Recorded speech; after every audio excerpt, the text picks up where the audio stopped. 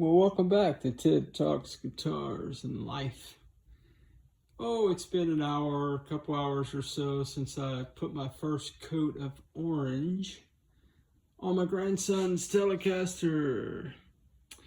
So the plan is to let this sit for 24 hours, and then I will wet sand 600 to 800 grit, and then I will put a second coat, or I may actually flip this bad boy over after I wet sand 600 to 800 grit on this coat of orange. Flip it over, do the primer, wait a little bit, paint the front, and then that way just kind of have a perpetual cycle for the next several days of painting, wet sanding 600 to 800, painting, wet sanding 600 to 800 after it dries, and so on and so forth. And then once we get the paint consistency that we want, we will move into clear, and that cycle will be clear coat, wet sand 600 to 800, clear coat, wet sand 600 to 800, so on and so forth. Now the clear coat dries a lot quicker than the paint, so that part may not take as long. However, that said, you know, I was complaining a little bit about seeing pores and stuff, and what I've been told by a couple buddies of mine who I've been in conversation with about the project is that anytime you put anything wet on a guitar, the wood, it is going to sprout a little bit, if you will. That's not the right word, but I can't put my finger on the right word right now, and not that anybody expected me to be able to do that, but that could be why I'm seeing what I'm seeing. And so in theory, when I sand, that will take those back down, and then again we'll paint again, and eventually we shouldn't see those things. Time will tell, my friends. Time will tell. Catch you down the road. Well, welcome back, friends. So I had primered the sides of the guitar before I primered the back. I started with the sides. So the back the paint is drying pretty well. It's the wee hours of the morning.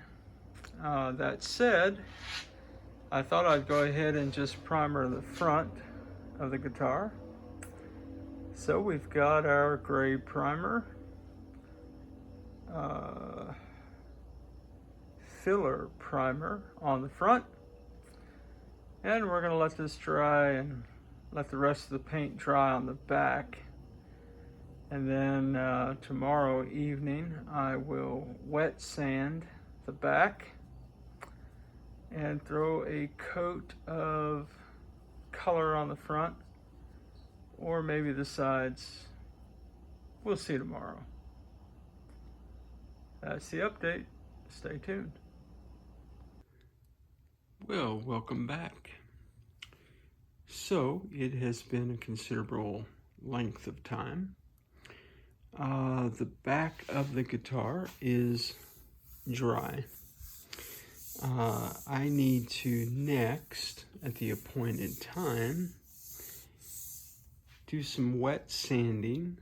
The idea is 600 to 800 grit wet sand until this is smooth. The other thing that I've done since the back was drier, dry enough hours ago, I was able to then primer the front. Now, if you remember when I did the back with primer, one of the things that I did not do after primering the back was to sand before we went to paint.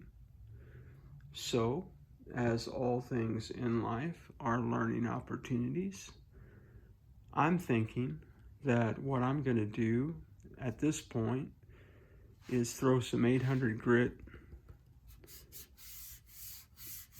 wet sand on here and see if I can get this smooth and prepared to paint this later. Okay, well, that's the update. Again, the front, ready for some 800 grit sanding. The back, also ready for 800 grit sanding. And yeah, and then we will assess from there kind of where things are. Hey man, I appreciate everybody who's made comments, and I know that these videos are being pieced together over hours of time, so not in real-time comments, but just know, man, that I really appreciate those of you who are on this journey with me. I appreciate every comment. I appreciate every thought. Thoughts about what I need to be doing differently, thoughts about how unprepared I was, thoughts about who I should have watched and what I should have done and coulda, shoulda, wouldas and all that. Look, all that is greatly appreciated because this is a learning experience for me. So I can watch folks all day long and think I know exactly what to do, but at the end of the day, guys, until you start tackling a project, you don't know.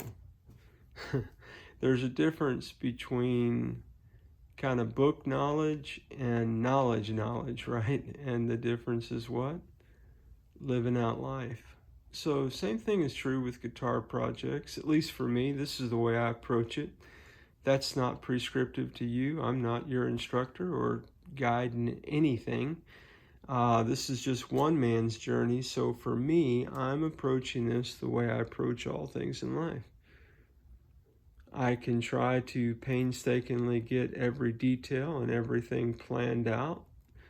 And I do try to be purposed in what I do.